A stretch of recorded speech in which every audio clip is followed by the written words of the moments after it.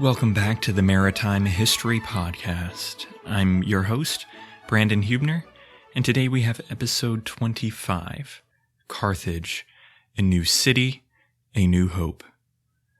As always, visit the website at maritimehistorypodcast.com for maps, source lists, and explanatory images for each and every episode. You'll also find info about how you can help support the podcast.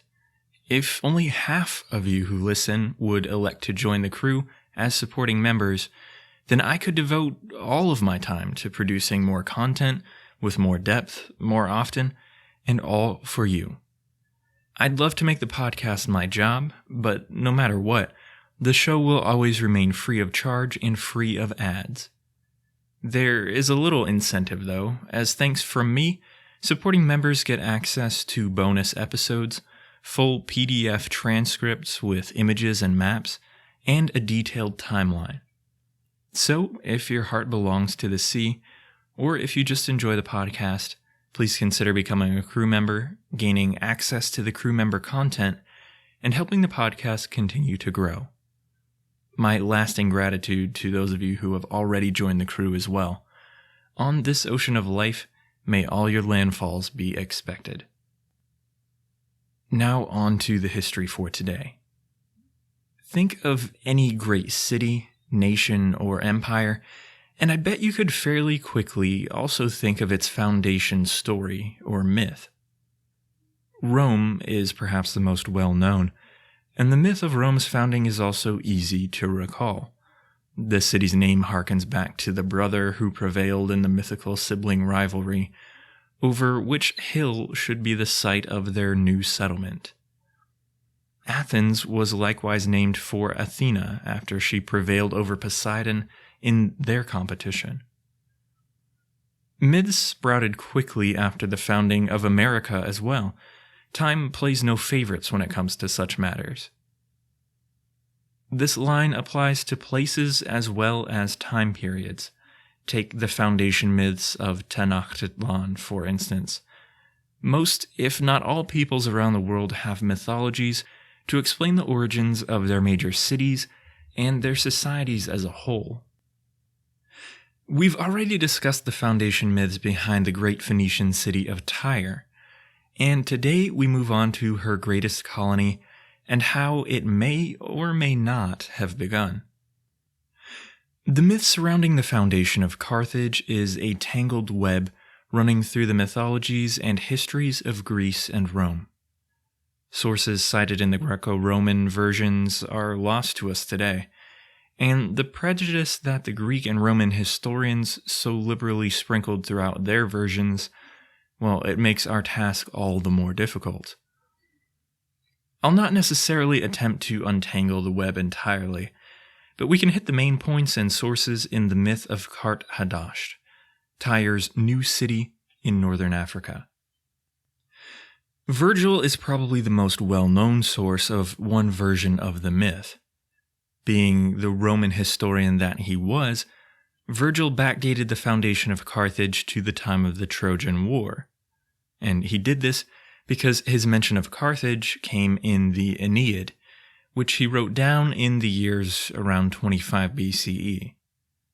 Given that Virgil then wrote during Augustan Rome, which occurred 100 years after the last of the Punic Wars, it should come as no surprise that when he claimed Trojan ancestry for Rome, he also sought to foreshadow the rise of one of Rome's greatest enemies.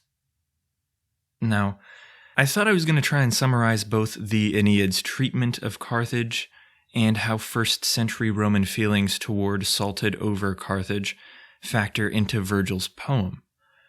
But after some thought, I decided that such a discussion would probably fit better into our look at the Punic Wars themselves.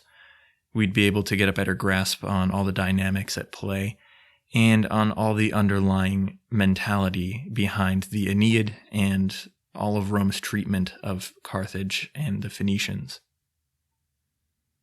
So that being said, just keep in mind that Virgil gave us his treatment of Carthage and its myth when he wrote the Aeneid.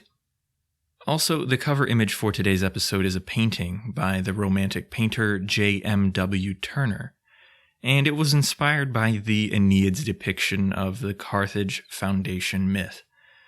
It was also the only decent image I could find that would work as cover art. So there you go, I think there's a good connection at least. Now, beyond Virgil, there were much older sources for the founding myth of Carthage, and the most complete of those comes from a contemporary of Virgil, a man named Gnaeus Pompeius Trogus. The actual history written by Trogus has also been lost, but a writer named Justinus wrote an epitome of the original Philippic history. An epitome, back in this time, was a summary of a larger work, so Justinus probably summarized matters in his own words, sprinkled a few quotes here and there. Maybe we could even rechristen our podcast here an Epitome of Maritime History, the podcast. Let me know your thoughts. It gives the podcast a feeling of antiquity, which, now that I think about it, is maybe bad marketing. They say to aim for the young audience or something like that. So we'll just leave the name as it is. Anyway, since Trogus, summarized by Justinus, is also writing late in the game, we should take his tale with as large a pinch of salt as we'd take with Virgil's version in the Aeneid. The Trogus tale does, however, carry fewer overtly political undertones, despite the fact that he brings it up in the context of Carthaginian military activity against Rome and Greece. So, some historians do hold the view that the version we're about to look at could contain within it some traces of Carthaginian influence, remnants of their own myths perhaps, but other historians dismiss this possibility and say that the Trogus version is also just a Romanized denigration of the Carthaginians and where they originated. In this version of the story, the action is centered on a woman named Elissa. She's called Dido in the Aeneid, but it's the same person. The story goes that in 831 BCE, the king of Tyre died. Before his death, he decreed that the kingdom was to be divided between his son Pygmalion and his daughter Elissa.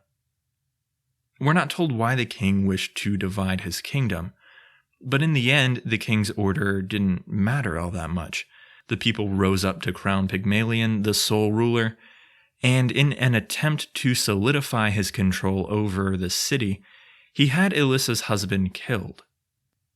It's not totally relevant to the story, it comes in a little bit later, but it does relate to our talk of Melkart last time, so I'll mention that Elissa's husband was the high priest of Melkart in Tyre. You'd think that killing the high priest might set loose some bad karma upon Pygmalion, but he supposedly reigned for a long time in Tyre. We'll come back to that possibility later on in our story as well. Elissa's murdered husband had been a wealthy man, and after some sneaky planning, she managed to gather some ships, some disaffected nobles of the city, and a rather healthy stock of gold and other wealth from her husband's trove. In a nod to the Tyrian tradition of seeking Melkart's blessing before they founded a new colony, as we saw with Cadiz last time, Elissa and the other fleeing Tyrians sacrificed to the god before they boarded their ship and fled Tyre en route to the island of Cyprus.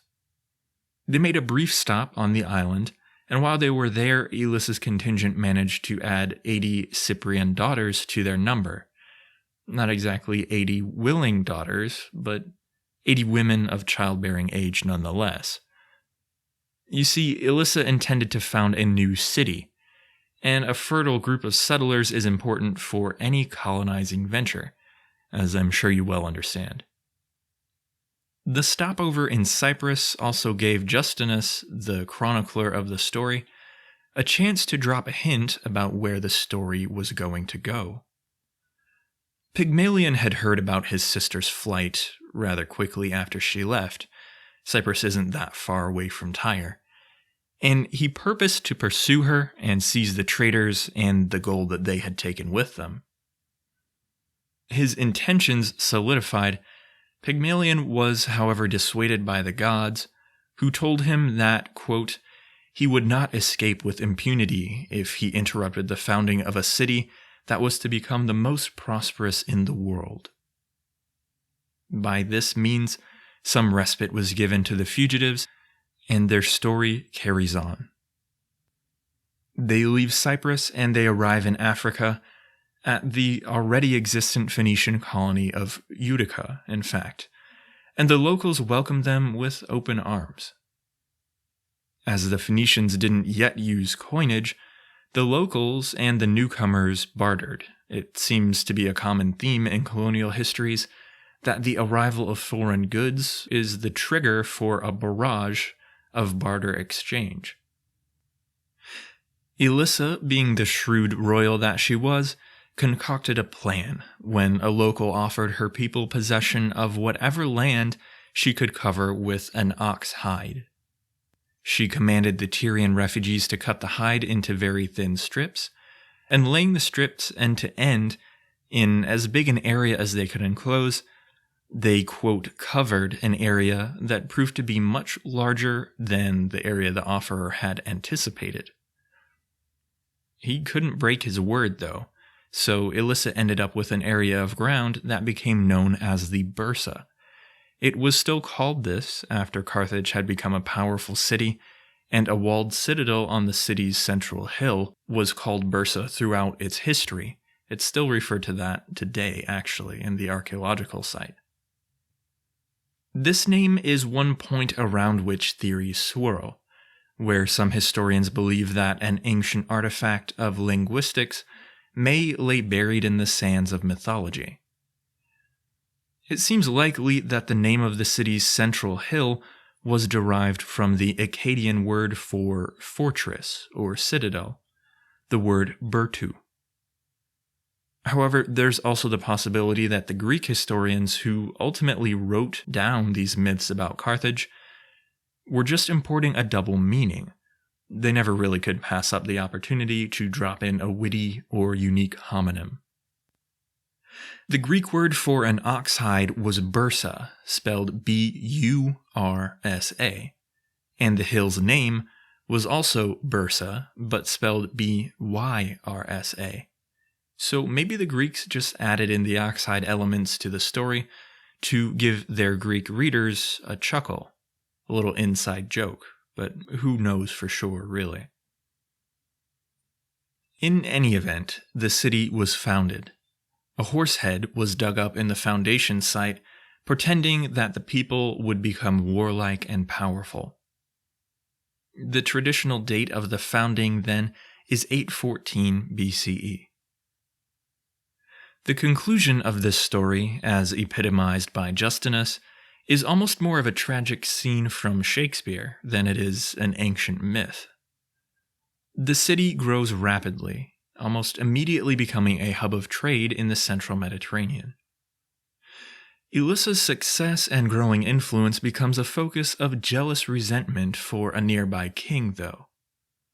His name was Hierobus of Libya, and his personal solution to the jealousy was to threaten war unless Elissa promised to marry him.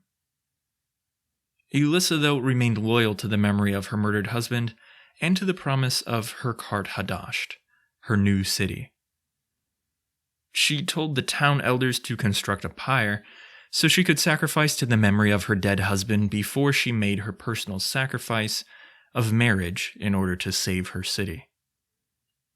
The curtain drops on the story, however, as she stabs herself to death while falling into the flames of the pyre, a solution that saves the city and fulfills her wish to remain loyal to her husband's memory. A postscript tells us that, as long as Carthage remained unconquered, she was worshipped as a goddess. This is the least Hellenized of Carthage's founding myths, but let's go ahead and see now what we can dig up in the way of actual history, see if we can find any confirmation of this myth's truth or falsehood. To start, let's tackle the date when the city was founded. Getting it placed in the timeline properly will help us get a good idea of how the city related to everything else that was going on in the world around it. The traditional date, as we saw, is 814. This date is derived from the fact that several ancient historical sources all gave this date in their claims, and until recently the oldest archaeological finds at the site of the original city were also dated between 750 and 700 BCE. Timaeus of Sicily uses this date by saying that Carthage was founded 38 years before the first Greek Olympiad, but most scholars agree that the dates given by Timaeus are notoriously unreliable. Some more recent archaeological work has revealed a different and more complete picture, it seems. Now, I do realize that such dating work can be controversial, and that different archaeologists back different theories. That gets even more complicated with a city like Carthage, since it was infamously subjected to merciless conquest by Scipio's Roman legions, or at least that's how that story goes as well. Augustus later sacked part of the ruins in order to rebuild the Roman version of the city, so no matter what, the ancient-most parts of the city likely underwent major transformation at points in the distant past. In any event, some of the ancient-most layers survived in part, and today they are buried over 5 meters beneath the Roman city, not far above sea level, in fact. Digs to study these bottommost layers of Carthage have revealed traces of dwellings with walls of sun-dried brick, streets, and wells, forming a structure of large isolated houses, separated by squares of gardens. The key part there is that recent digs have only revealed traces of these things, but traces are enough to reach some basic conclusions at least. These conclusions actually align quite nicely with those that we saw last time in our look at the founding of the western colonies like Hadar and Malacca, or Cadiz and Malaga. For a long time it was thought that those colonies were founded later in Phoenician history also, around 750 BCE, like the theory was about Carthage. Recent work has pushed that date back to around 900 BCE, or thereabouts. The same holds true for Carthage. Current dating places the oldest Phoenician level of the city at 865 BCE, give or take a few decades. Obviously, it takes a little time to build a city, so the ballpark date of 900 to 870 BCE for the founding period of Carthage is within reason. Really, this trend is promising, and I think it will prove that these theories hold water in the long term. Although some ancient historians used the 814 date, perhaps in simple repetition of a date that they'd seen elsewhere, if we look to other ancient historians, we actually find some support for the earlier dating of the city's foundation. Strabo, for instance, connects the founding of the Iberian colonies with the founding of Carthage, saying that they occurred during the same period of Phoenician expansion and colonization. Still, other historians help us verify the founding time frame, not by talk of the city's founding necessarily, but by linking matters back to Elissa, the fabled founder of the city, and her family of Tyrian royal blood. The short version is that Josephus discussed the Phoenician cities and Tyrian kings in relation to his history of the Jews. Remember how we said that Jewish kings were involved in treaties with King Hiram, and the Phoenician shipping machine was put to use in the building of Solomon's temple? Well, in discussing the kings of Tyre, Josephus takes his material from an older historian, Menander of Ephesus. Menander wrote a history of Tyre, and even though it's also been lost to us, which seems to be a trend today, Josephus preserves at least a few ideas from Menander's history. One of those was a few bits of chronology. Supposedly, Tyre kept a royal history. It's called the Annals of Tyre by some historians, and when Tyre was conquered by Alexander the Great, the annals were sent to Carthage for safekeeping. Carthage didn't prove to be any safer in the long run, as you probably know already, and the annals were lost for good. Another mark in the trend.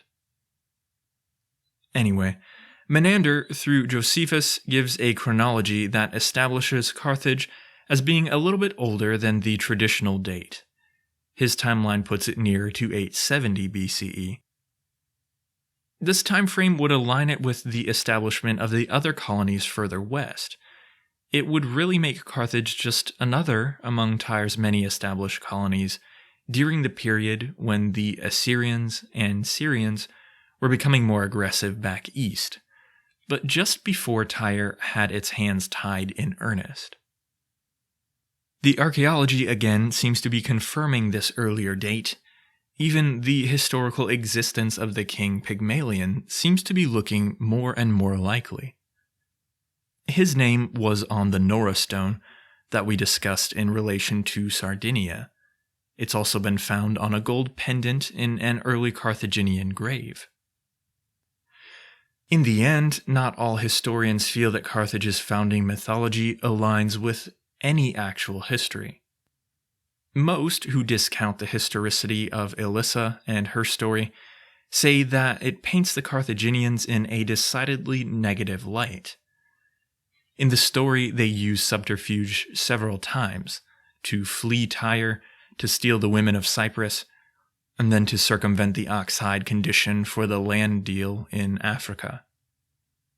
The theory is that this stereotype of Carthaginian merchants was a common one in latter-day Greece, and that the Greek historians who set down the Elissa story intended to portray the Phoenicians in a negative light. If the Carthaginians had played any role in telling this story, or if it contained any basis in actual history, surely it wouldn't portray the main characters so unkindly, would it? Ultimately, it's hard to know, again, the untangling of these ancient origin stories that were then passed down by later historians who had baked in prejudice against the foreigners that they were writing about. It makes everything just a little bit tough. And really, it sounds similar to a lot of modern history too, doesn't it? Everybody has their preconceptions and their prejudice built in. In the end, that is the story of Elissa and the founding of Carthage. It does seem to have some basis in historical reality, we're just not sure how much. What we are sure of is that Carthage was founded, somewhere in the same time frame that the other colonies were founded. Initially, it was just one among many. The myths say that it grew rapidly, and there's some evidence of this quick growth. But that belief could also just be backwards projection after the city had risen to its height of power and influence. No matter what theory you choose to back, you can't argue with the reality that the location of Carthage would prove to be ideal in the grand scheme of things. It's again impossible to say if the location Carthage occupied was purposefully chosen as the ideal site for a central hub, or it was just a lucky landing. Given that the Elissa story probably carries a large measure of apocryphal element, it seems that the location for Carthage was probably handpicked, maybe also because of its proximity to the older Phoenician colony at Utica. No matter what, the location was hard to beat. Carthage sat smack in the middle of the east-west trade routes between Tyre, Hadar, and every smaller port in between. It also sat at the southern terminus of a regional network within the Tyrrhenian Sea, which was enclosed by the front of the Italian boot, along with the islands of Sicily, Sardinia, and Corsica. We'll get a bit more into the Tyrrhenian Sea network and the various cultures that were plugged in there next time, as we start to look at the Greek colonization of the Mediterranean. Carthage, though, despite its prime location, didn't become the predominant city in the Phoenician world until Tyre began to decline. This decline began around 730 BCE, as we saw a little bit last time. This was the time frame when Assyria finally gave in to the urge to take control in every meaningful sense of the word. They left Tyre her symbolic independence but forbade her from trading with Egypt, and they strangled her free trade with the imposition of onerous regulations. Before Tyre finally succumbed to the pressure, long before actually, Carthage seems to have re-established her connections with the Phoenician mother city.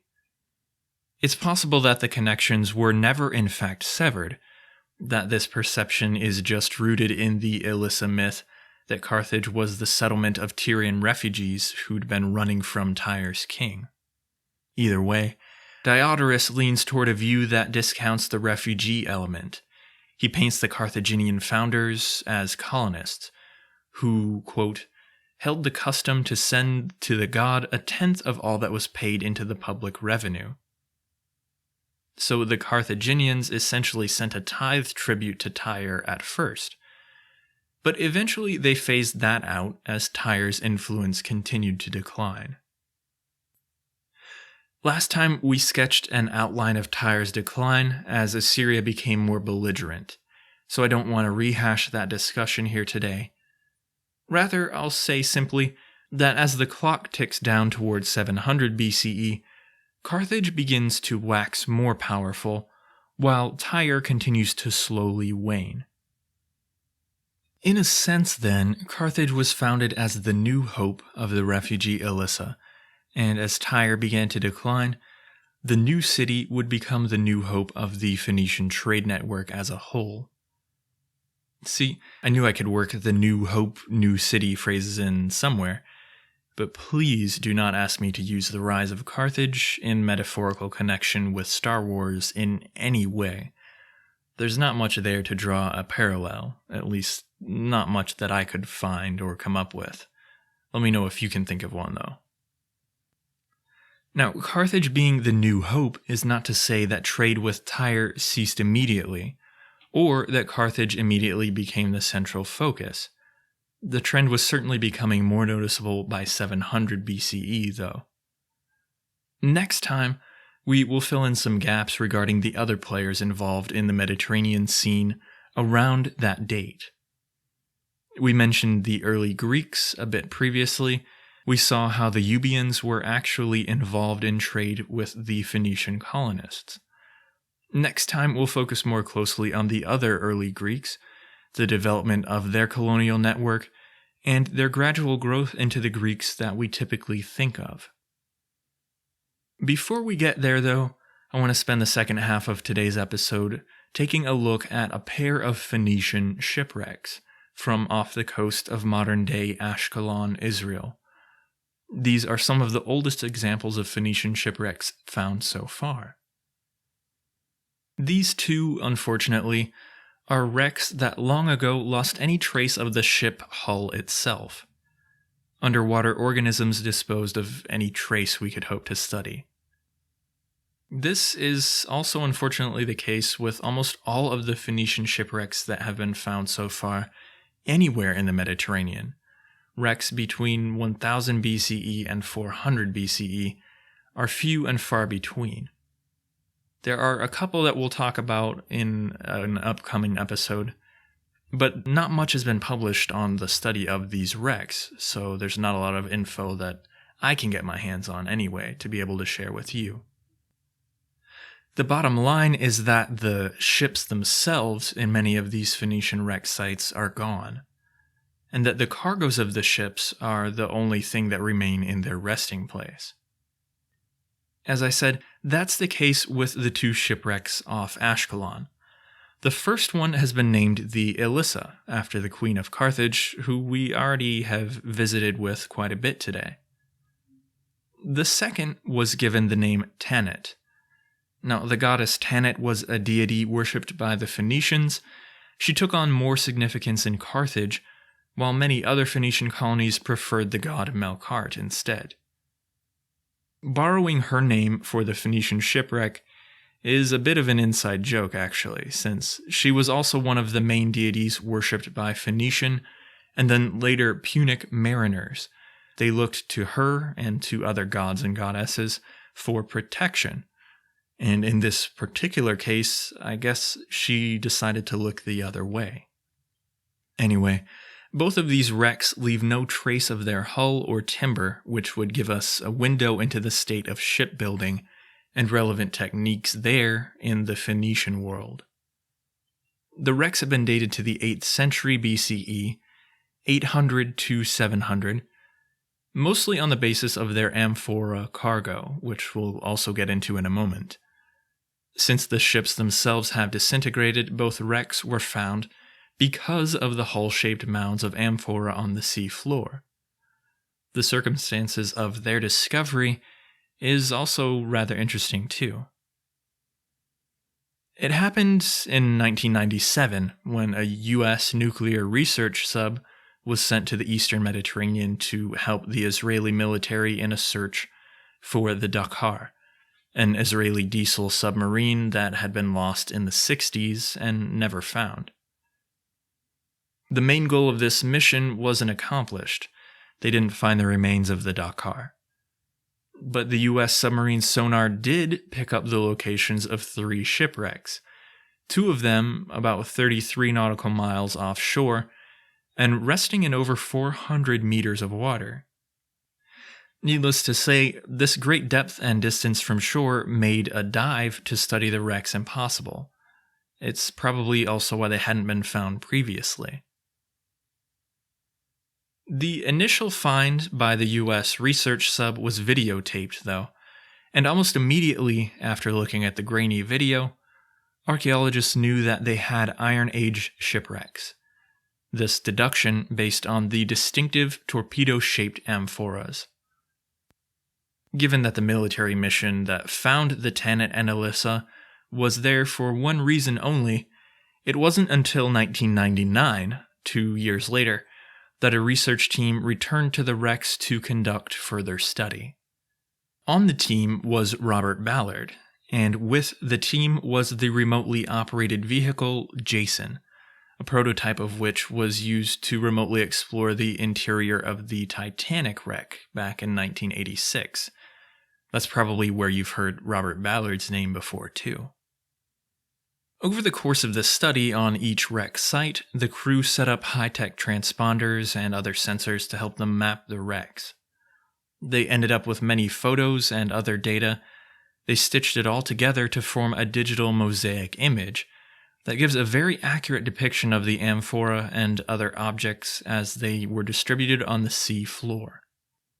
Even back in '99, the technology was advanced enough that they mapped each entire wreck in only 12 hours apiece.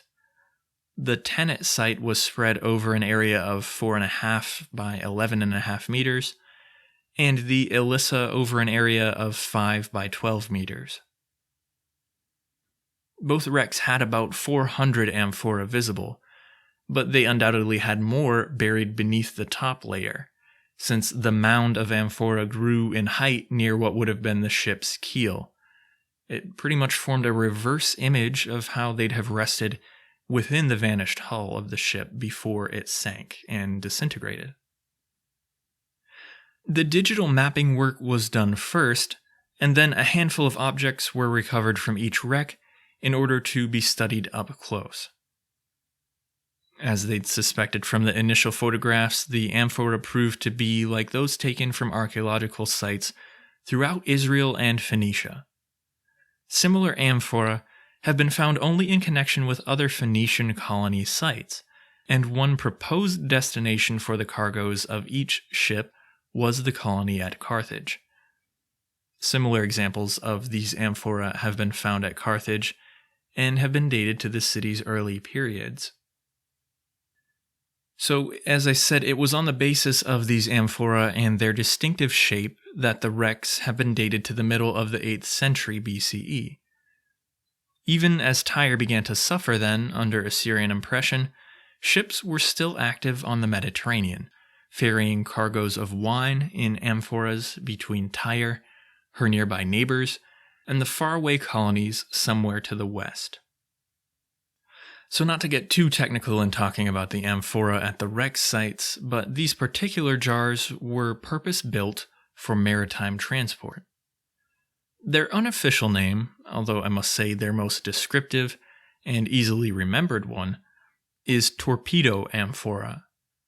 They're called this because they're tall, narrow, and they have a bottom that's rounded to a point, thus making them easy to stack upright in the hold of a Phoenician ship. They weren't made to be stored on a flat surface, and if they were stored like that, perhaps on an ancient dock while the ship was being loaded, they'd have been laid on their side and stacked in an alternating fashion.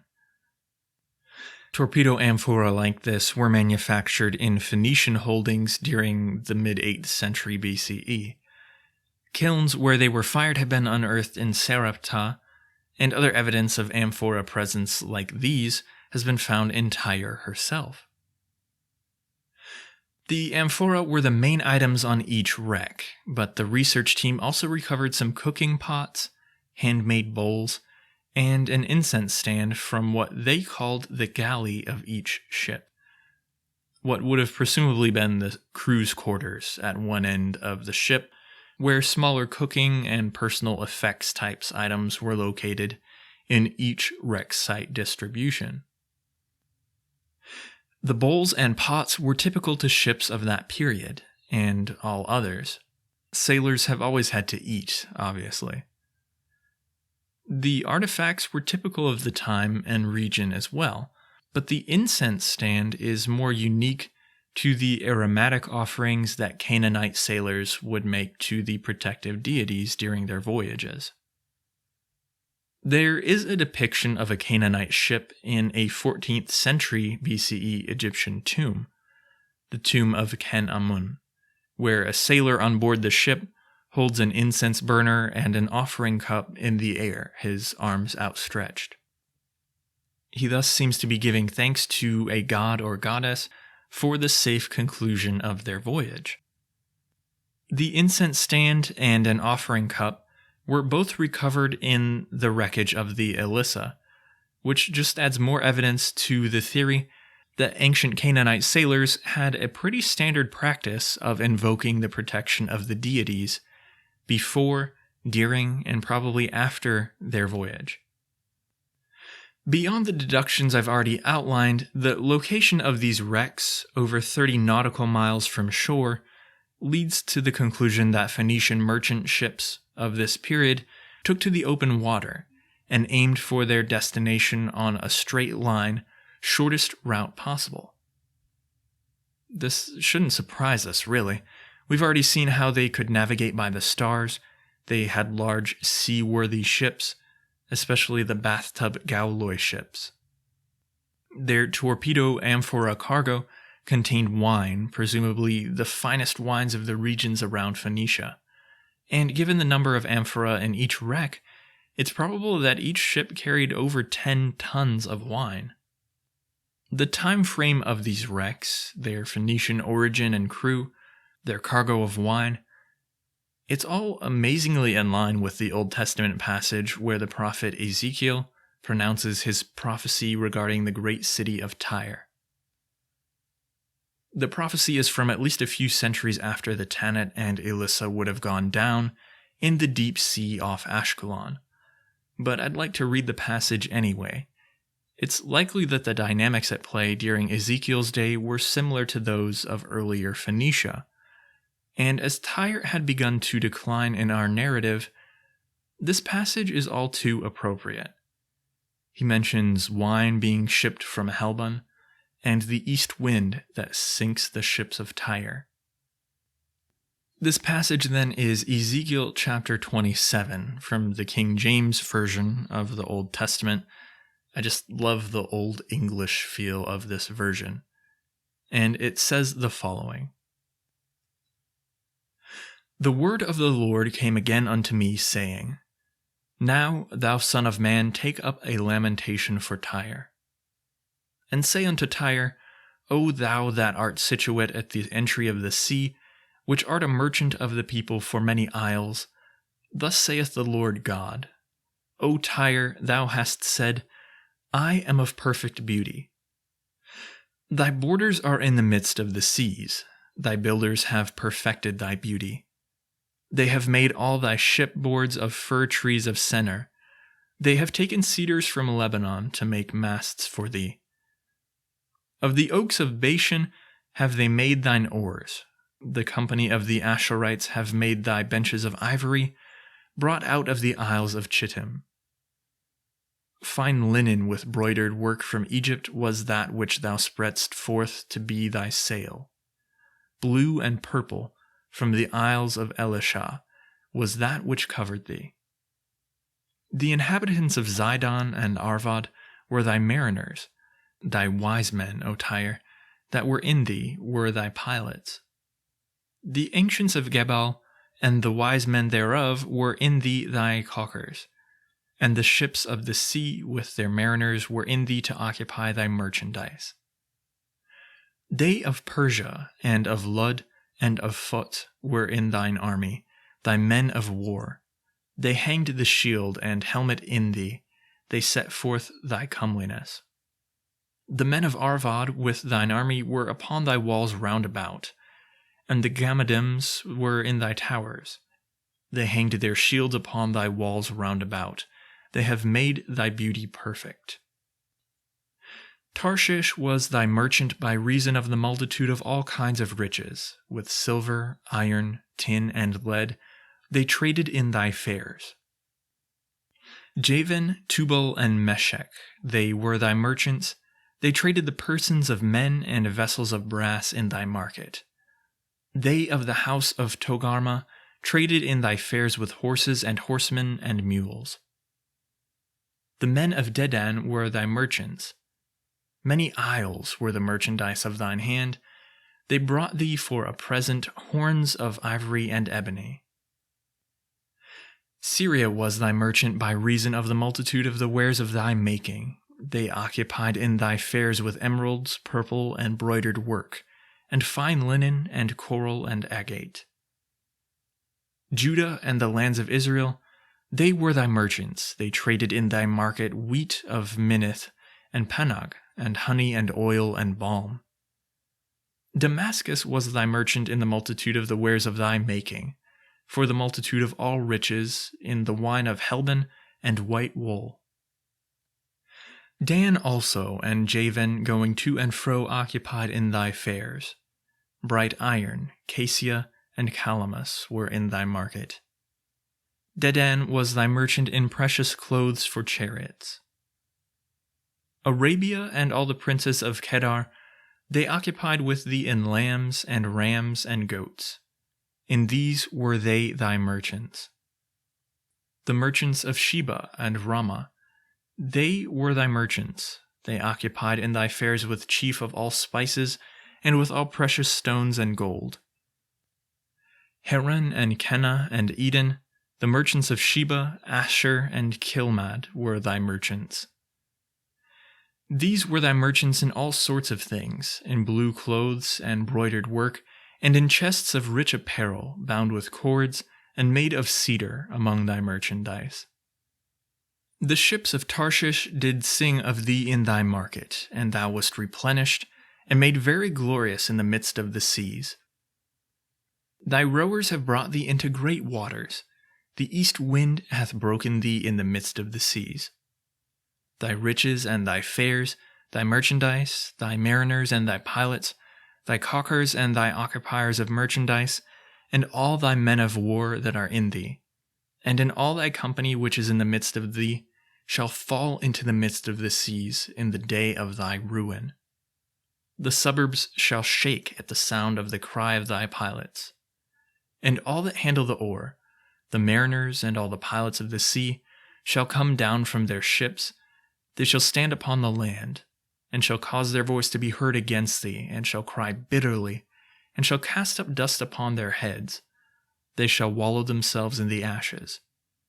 And they shall shake themselves utterly bald for thee, and gird them with sackcloth, and they shall weep for thee with bitterness of heart and bitter wailing. And in their wailing they shall take up a lamentation for thee, and lament over thee, saying, What city is like Tyre? like the destroyed in the midst of the sea. When thy wares went forth out of the seas, thou filledst many people. Thou didst enrich the kings of the earth with the multitude of thy riches and of thy merchandise. In the time when thou shalt be broken by the seas in the depths of the waters, thy merchandise and all thy company in the midst of thee shall fall. All the inhabitants of the isles shall be astonished at thee, and their kings shall be sore afraid.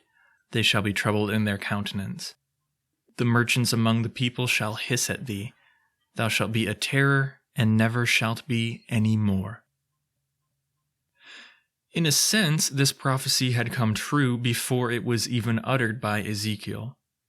The great overland trade of the east that was described would cease to be funneled through Tyre and on to Phoenician ships bound for the west. The Assyrians would see to that.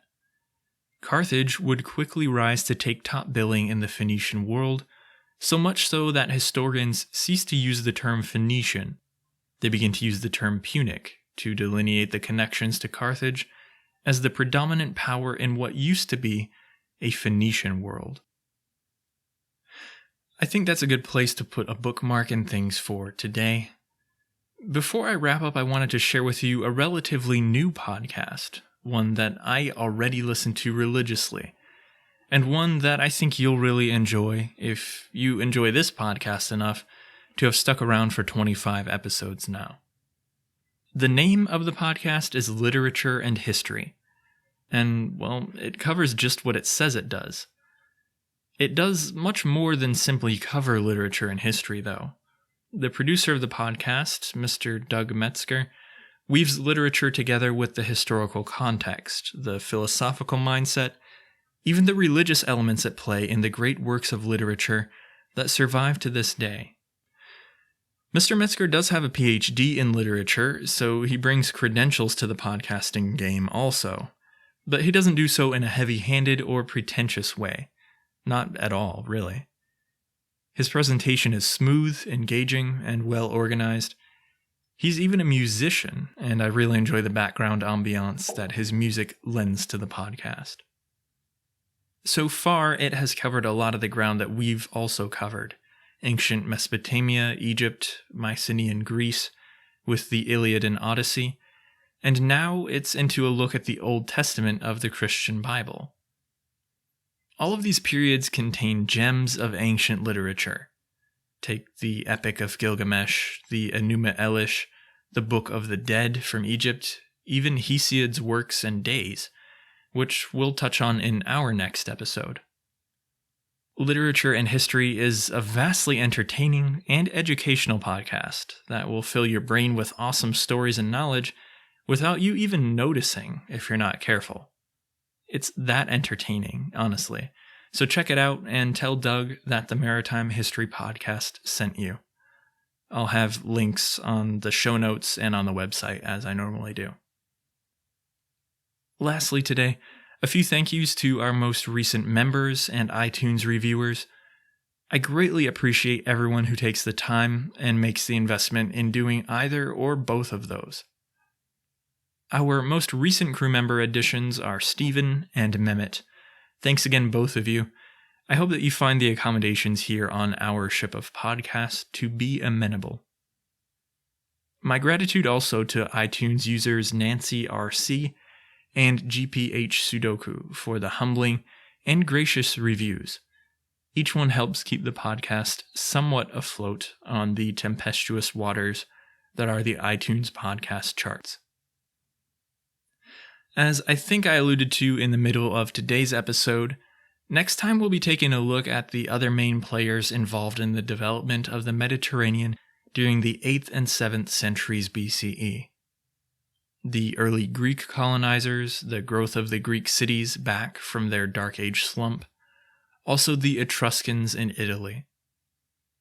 These two main players, along with the Carthaginians, will be our main trio for much of the near future on the podcast, and the plot is gradually thickening as we build to some of the most iconic sea battles and maritime action of the ancient world.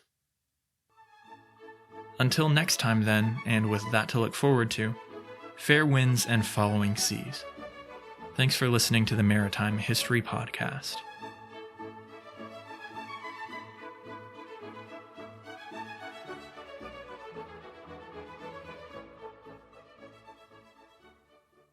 Hey, thanks for tuning in today. If you like what you've heard, please visit the website for more info, helpful maps and images, plus membership options. Also, please consider leaving a rating and review on iTunes.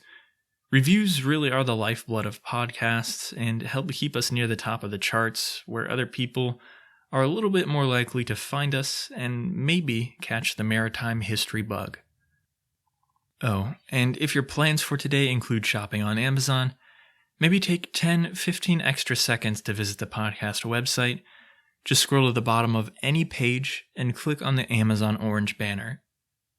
From there, you just go to the Amazon homepage where you can shop like normal, but you support the podcast by doing so. Nothing changes for you, but we get a small percentage of every purchase you make through that link. It's a simple, free way to support maritime history in podcast form. Thank you so much, everyone. It makes a huge difference to independent podcast producers like me and all the others that are out there as well. Support them too, if you can. I hope you'll join me next time and every time thereafter as we progress through the stories of maritime history, here on the Maritime History Podcast.